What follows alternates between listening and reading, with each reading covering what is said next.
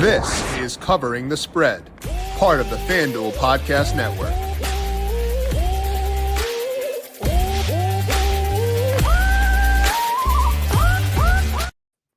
We have got some fantastic games on tap across Week 15 of the NFL, and who better to break them all down than Meghan Payton of FanDuel TV. She is with us here today to break down her thoughts on the Bills versus the Lions, the headliner game for this week. We'll talk about some offenses that are struggling right now, whether we want to buy low on teams like the Chiefs, the Texans, and the Cardinals. We'll break down her thoughts on Steelers-Eagles, get a vibe check on the Eagles, because I think it's necessary for the second time, or for the 1,000th time in the past 2 years. We'll talk Packers and Seahawks and much more to get you ready for Week 15 in the NFL. This is Covering the Spread, a FanDuel Research podcast. My name is JimSannes. I'm the managing editor for FanDuel Research. Joined here, as mentioned, by Meghan Payton. You can find her on X at Meghan Payton 7. Check her out on FanDuel TV from noon to 2 Eastern every weekday. Meghan, happy Week 15 to you. How you doing today? Hey, Jim. Happy Week 15. Isn't it crazy that we're not only talking playoffs, but now it's starting to feel like every game means something. I'm really excited. This is the most exciting time in the sport as we get close to already looking at like wild card picture, Super Bowl. It's a fun time. It's a fun time, and it's weird that like we've got these non-conference games that actually matter a ton, like Lions Bills. Like in theory, there's a chance that game, when you put it on the calendar, it doesn't matter by the time Week 15 rolls around, but instead it's kind of like a maybe Super Bowl preview. Like, I don't know, that might be a bit hyperbolic, but like it's weird we get this as like an appetizer, I guess, in Week 15. 100%, because as great as that game might have even sounded on paper, you know, when the schedule was coming out, it's an AFC team versus an NFC team. And what does that make a difference? Well, it does, because especially with that Bills loss last week to the Rams, they are fighting for that number one seed, and Kansas City's trying to spoil that party. And of course, the Lions just looking even better than they did last season. This is going to be the game of the week. I cannot wait.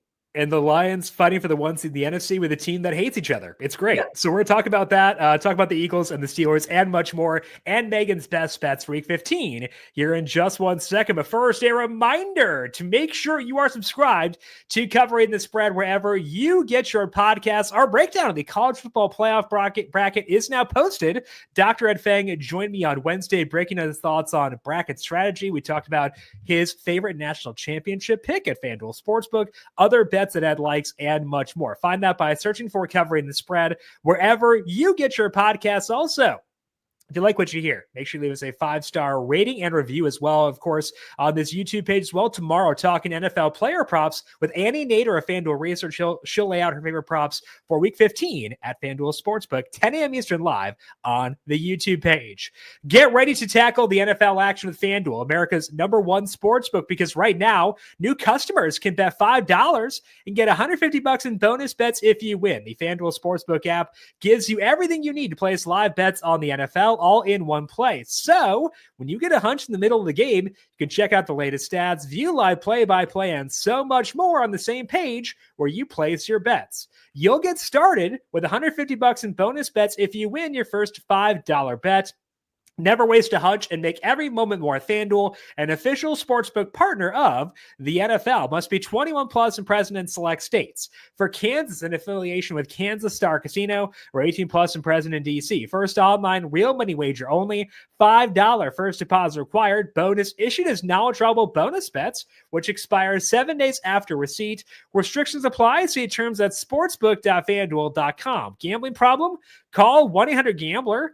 or visit FanDuel.com/RG. Call 1-888-789-7777 or visit ccpg.org/JAG Connecticut. Visit MD Gambling Help Oregon, Maryland. Hope is here. Visit gamblinghelplinema.org or call 800-327-5050 for 24/7 support in Massachusetts, or call 1-877-8-HOPE-NY or text HOPE-NY in New York. Now, Meghan, we'll talk Bills, Lions here in just 1 second. But first, start things off by talking about offenses that we know have talent. Teams like the Chiefs, Texans, and Cardinals that are kind of struggling to put up points in the border now. I know that the Chiefs keep winning, but like they're not scoring a lot of points right now. So when you're trying to decide if you want to buy low on offenses where you know they've got the players, the horses to put up a lot of points but aren't doing so, what are you looking at to decide if you actually want to buy low on those teams? It's got to be injuries, a huge factor. Of course, when we get to this part of the year, you need to know who's healthy, who's expected to return. And I do think that obviously, my stance on the Texans. I'm a big Texans offense fan, but I do feel like coming off the bye week, that's exactly what they needed to get healthy, to get a little bit of rest. That late bye hurts a lot of teams because you just think about going that many consecutive weeks with injuries and not a single rest. I think that Texans are about to take a little bit of a step forward. Tank Dell, Nico Collins, Joe Mixon, all three expected to be ready to go, healthy for this week against the Dolphins. And I think that people are buying in on Miami right now and thinking that they're the offense to buy in. But look, playoffs matter now. We're at the point in the year where, yes, players are playing for contracts and whatever else, but at the end of the day, the Dolphins would need everything right in their favor in order to make it to the postseason. Meanwhile, the Texans are there, and the Texans have a real good shot at contending, at making a very far push in the playoffs, and all they need is to stay healthy. So I do think that this offense will click. I think this is where we're going to see a big 30 plus performance from the Texans. I'm buying in here. Texans -2.5 right now at FanDuel Sportsbook, -120. And you mentioned the injuries to the Texans. That matters, obviously. I think the other thing they needed was some self-scouting, frankly. Yeah. And like the bye is when you can do that. You can kind of watch some tape on yourself and just kind of reflect, okay, what's wrong? Why are we not doing what we did last year? And maybe Bobby Slowick, CJ Stroud able to get in the lab a little bit and kind of collaborate to figure something out. Because again, we know they've got talent, and like, I like the Texans. I think that they're a team in general I would like to see do well, because I want them to be a fun team to watch once the playoffs roll around, and they're not there yet. So my hope, Meghan, is that they've used the bye not just to get healthy, but also watch some tape on yourself, look inside, self-scout, because something was wrong with this offense, and they needed to turn a corner somehow, and maybe the bye gives them a chance to do exactly that. Exactly, because you have to be in sync. And I feel like there's some sort of cohesiveness that just wasn't there this season. And maybe it's simply the fact that you've got a quarterback that was a rookie last year, then got an insane amount of praise, probably, all of us media members have something to do with that as well. And then how do you go into year two? They talk about that sophomore slump. And I know that we overgeneralize it, but it's just those expectations. How do you continue to, eliminate mistakes, connect with a new offense, a new team that's still young, by the way? It's not just about CJ Stroud being young. You've got a lot of young offensive line. You've got a young group of wide receivers, and you're trying to find a way to all be in sync. I do think the bye helps a lot in that spot. And just that extra motivation. If the Texans win this weekend, they clinch the AFC South, and that gives them just that spark they need to go into the postseason. It would be nice to get that wrapped up now so they can actually, again, keep focusing on fixing the issues, focus on themselves, not worry about the opponent, kind of identify those issues, because I do think they still need that time. Meghan is on the Texans, -2.5 at -120 for this week. All right, Meghan, let's talk about the big banger for this week. That is the Bills and the Lions right now at FanDuel Sportsbook. The Lions here by 2.5. That was 1.5 earlier on today, so it shifted a bit in the Lions' favor. Moneyline didn't move a ton. They were -126, now -136. Total in this game, sky high, 54.5. Understandably so. So the Lions defense, Meghan, super banged up, but they still played, I thought, at least in the first half, pretty well against the Packers. So can they do it again, run it back this week, and remain in the driver's seat for the 1 seed in the NFC? I think this is going to be such a good game. And luckily, we don't have to always pick who's going to win the game in order to bet on it. However, I am leaning Buffalo here. Lions look fantastic. I think these are arguably the two best teams in the NFL right now. Hey, potentially could be a Super Bowl preview. I like the overs in this spot. 54.5 is too high. I found myself on over Bills team total 26.5 towards the over. Last week I was on Bills and I was on their team total. Obviously, team total worked out in my favor, but they did not. This was a tough game, and this was maybe a game of the year, but we saw the offense look outstanding. Josh Allen is making such a case for MVP right now. So when I look at this game, I do lean Buffalo. I like over 26.5, and I will definitely be taking not only Josh Allen to record a rushing touchdown. I made the mistake last week. I doubted myself. I wanted to take the 2. I didn't do it. I just took 1. This week, we're taking 2 rushing touchdowns from Josh Allen, and we're also taking the overs. You couldn't talk yourself into 3 either? Because you got 3. You could have gone the full way. I don't even know if FanDuel offers 3 rushing touchdowns, frankly. Honestly, I was looking at this market, and I think they normally have the 3 touchdowns. Okay, we've got to score. Okay, Yeah, here we we could go. bet They actually do offer it. 6,500 for Josh Allen to have 3+ touchdowns. I mean, don't tempt me. Would you see plus 5,500? 65 right now. Yeah. 65. Okay, yeah. Look, the 2 touchdowns, I like it. I wouldn't argue anyone off 3. That's for sure. But when you have the tush push in play, 3 is an option. 3 is not that absurd. The 2 you're talking about is 9-1. That's not bad either. Again, they tush push. They had the ball on the 1 yard line, not the foot yard line, not the half yard line. It was on the actual 1, and they still went tush push with Josh Allen because they think that's their best play from the 1 yard line. And frankly, they're not wrong. No. So when the tush push is in play, I feel like it kind of breaks touchdown expectation models, frankly. And so you got Josh Allen 9-1. I think if you were to actually look back, since the tush push began at the beginning of last year, if you were to look in that sample, I'm guessing Josh Allen would have 2+ touchdowns at a higher clip than the 10% that's implied at 9-1 here. I mean, Josh Allen, he led last year in rushing touchdowns, not just for quarterbacks. And so we didn't see it as much, I feel like, at the beginning of the year. Right. And that's what scared people off a little bit from this. But when Joe Brady took over as offensive coordinator, whether it was Josh Allen or James Cook, it was run the ball. And they've done such a great job at having a balanced attack on offense. We don't need to have that number 1 star receiver. I'm hoping Keon Coleman can play. I know he's been banged up. I really think he's a great addition to the offense, but Josh Allen is able to do essentially everything on his own, whether it's designed runs, whether it's tush push, or whether it's scrambling and going 20 yards. He has every single way to score on his legs, and I think he does it twice this game. Well, I look back since the start of last year, Josh Allen has multiple rushing touchdowns 5 times in 30 games. That is a rate higher than 10%. So wow, there you go. You were correct. There's the quick math. Yeah, yes, you were correct. Josh Allen, a value 9-1 to score twice. I'm on board with that as well. So Meghan is on Josh Allen 2+ touchdowns 9-1, but also checking out the Bills team total, which is 26.5. Over that is -116. Let's talk about the Steelers-Eagles game, Meghan, probably because I need your insights here because I don't know what to think about this stupid Eagles team right now because they are a game out of the 1 seed, and yet they're all fighting in the media. It's weird. Right now, FanDuel Sportsbook, Eagles favored by 5.5, total in the game 42.5. If you've missed what's happened this week, A.J. Brown and, frankly, Devontae Smith both frustrated after the game with the passing offense, and Brandon Graham said, yeah, A.J. Brown and Jalen Hurts aren't friends anymore. So this feels very elementary schoolish.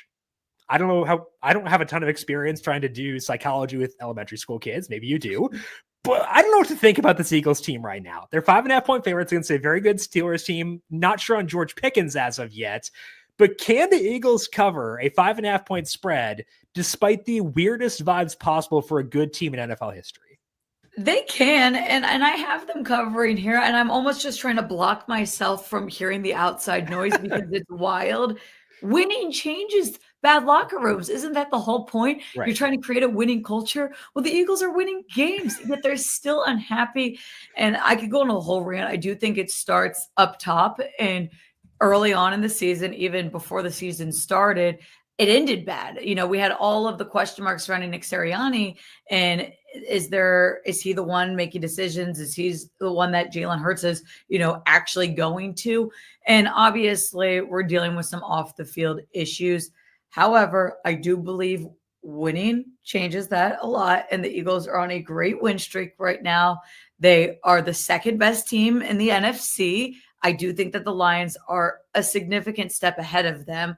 But I like this matchup, and I do believe sometimes things get blown out of proportion. And ultimately, you don't win this many games if you're that out of sync with your locker room. I get it. It's a frustrating game. The fact that they almost blew it to the Panthers, no one's going to be happy. That's just your natural emotion after a game like that. But now they've got a tough challenge. This isn't the Carolina Panthers. It's the Pittsburgh Steelers, and they've been playing really good. They just are coming off a great divisional game win.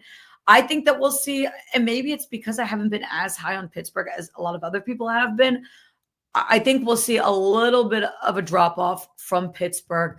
I'm not going to sell my stock in the Eagles because of the headlines that I'm reading. I think this offense has shown us that they're very capable of staying in close games. This whole team is capable of competing with the rest of the NFC against a tough AFC team. I think they get it done. I did take the laying the points of 5.5 with the Eagles. And I think that the Pickens factor is big here, because you gave me the Steelers with George Pickens. I'd be like, okay, this is pretty lively, because I do show value in them if I assume that Pickens plays, but didn't practice Wednesday, not sure if he'll be able to go. Mike Tomlin said outside shot to play, but he's kind of like the one actual playmaker in that offense. If you take him out, that's a tough task to go up against this Eagles defense. There's no fighting going on the defense. They're just playing really good football right now. No concerns about vibes on that side of the football. And I just kind of worry about the Steelers being able to move the ball efficiently if Pickens can't go. I kind of thought that he'd be able to, frankly, earlier on this week, based on the fact they thought he might play on Sunday. And that's why I was okay with the Steelers then. My thoughts have shifted pretty significantly because of the Pickens factor. So I do worry about that. So to me, Megan, the reason to buy the Eagles is that defense and how well they've played.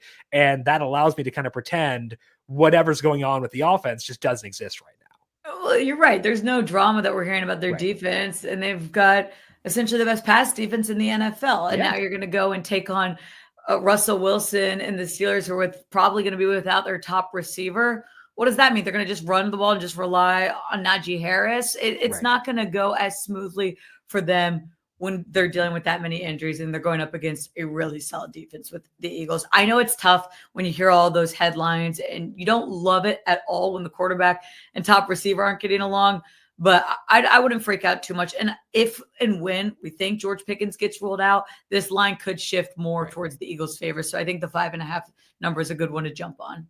Let's just get Jalen Hurts and AJ Brown in a room, sit them down. Let's talk it out. Let's hug it out. And let's be friends again, guys. Let's make it happen. Because I want to see more good football teams when the playoffs roll around. Let's talk now about another fun. This is actually the Sunday night game. This is the Packers and the Seahawks right now at FanDuel Sportsbook. Packers on the road, but they are still favored by 2.5. It's a heavy 2.5 minus 120. Total in this game is 46.5. And the Seahawks, their defense is cooking right now. But so is Jordan Love. So, Megan, just straight up, how do you see this game playing out? I like the Packers. I like Jordan Love. I'm so excited to see him on a roll. And that was the promise we saw from him towards the later portion of last season, and what gave us so much promise into this season. Obviously, injuries kind of, slowed that progress down a little bit. I think the Packers are the most slept on team right now. They're going completely under the radar. And I know they're playing in probably the toughest division in NFL, and they're not going to win the NFC North, but they're going to be able to get in, I think, to a wild card spot. Green Bay is a real threat. And the Seahawks are coming off, again, another really emotional win in a game that means so much to them in terms of their division against the Cardinals. I like Seattle. I don't like them against the Packers, and I think that their defense is going to have a little bit more of a rude awakening, and Mike McDonald's going to have to find some sort of way to stop a hot Packers offense. And I do like Tucker Kraft in this game as well. I mean, talk about improved player. He's had ups and downs through the season, but when he's cooking, he is absolutely rolling. And I don't think we have those receiving props out yet, but I would definitely be eyeing his over. Yeah, Tucker Kraft has been awesome just to watch. Like, as a football enjoyer, he is phenomenal there. He's plus 220 for a touchdown at FanDuel Sportsbook. That's the one Kraft, the prop that is posted. But check out the receiving yardage props as well once those are up. You mentioned the health for the Packers. It's everybody. Jordan Love had that groin injury. He had the knee injury earlier on this year. They haven't had Romeo Doubs to be back this week. They missed Christian Watson for a couple of games. They've been missing key players for pretty much the entire year. So they've been getting healthier. They've been playing better football. And now arguably the healthiest they've been all year. So you talked before trying to buy low on offense. We're not buying low on the Packers by any means. We can buy into them because weirdly, they're one of the few teams that may be at their peak health entering week 15. And Josh Jacobs is playing lights out. This has been the running backs this year. We talk about health. Running backs have stayed healthy this year, knock on wood. And it's been really fun to watch. Josh Jacobs, if you're looking for a multiple touchdown game, I go take Josh Jacobs 2 or more touchdowns as well. He honestly is somehow sneaking up, and I think he could end up finding a way to finish the year with the most rushing touchdowns. I know that list is very competitive, but regardless, he's looked really good. And plus 400, that seems to be decent value for a guy that just keeps getting in the end zone. Yeah, that is for Jacobs to score twice. Not a bad number. He had a triple tutty game as well. So he and Josh Allen, brothers in that respect. But Megan is on the Packers, -2.5, -120 in this one. Okay, Megan, a lot of other good games across week 15. Any other betting values to you for this week? If we're going into Thursday night football, I do like the Niners in this spot. I'm taking them to cover -3. I think this is going to be a great, again, NFC West game. I love that we're at this point in the year and all these divisional matchups seem to really matter. And sometimes they don't. You start to see the bad teams just fall off a little bit. Rams coming off, obviously, game of the year, fantastic win to the Bills. I think we'll see a little bit of a letdown spot here. I'm taking San Francisco in this game. We got to wait for a little bit more of the injury news for them as well. Isaac Guerrero played fantastic. I had an anytime touchdown on him, but we'll see if he's able to play for this one. I do like going back to that Texans game, Texans versus Dolphins. We're taking the Texans, and I'd also be looking at over their team total. You're talking about buying in on an offense. We're buying in on Houston. So what does that mean? We take over their points.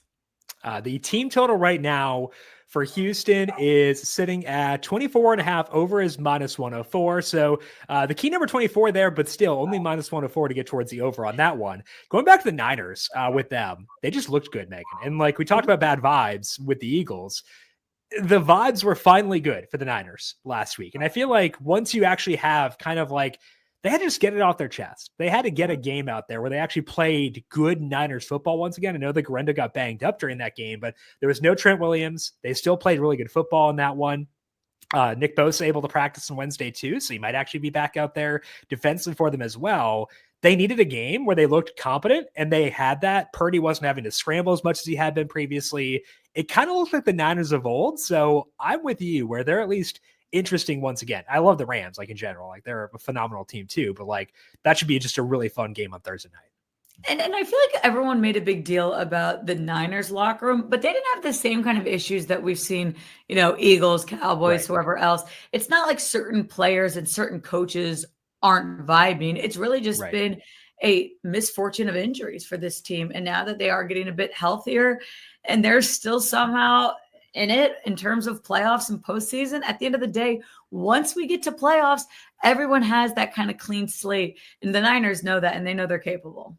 Yeah, their issues were not, like you said, not vibes. It was a fresh shop of horrors every Monday for Kyle Shanahan's press conference. Okay, who's on IR now? And luckily, Monday, there was actually positive injury news. So we've turned the tides. Niners back on the menu for Megan on Thursday Night Football. That is all that we have here for today on Covering the Spread. As mentioned, back with you once again tomorrow, talking some player props. Annie Nader will join me breaking down her top player props across Week 15 in the NFL. To get that as it is posted, make sure you subscribe to Covering the Spread wherever you get your podcasts, and also check us out on the YouTube page live there, 10 a.m. Eastern. Enable notifications to get notified as we go live each and every weekday. Megan, appreciate you as always. Thank you. Enjoy the game tonight between the Rams and the Niners. We'll talk to you once again soon. Thank you so much, Jim. Have a great Week 15. You as well. Find Megan on X at Meghan Payton 7. Find her on FanDuel TV from noon to 2 Eastern every weekday. I am on Twitter and Blue Sky at JimSannes. You can find FanDuel Research on Twitter at FanDuel Research. I want to thank you all for tuning in for today. Good luck to you with your bets across Week 15. We'll talk to you once again tomorrow to break down player props for this week. This has been Covering the Spread, a FanDuel Research podcast.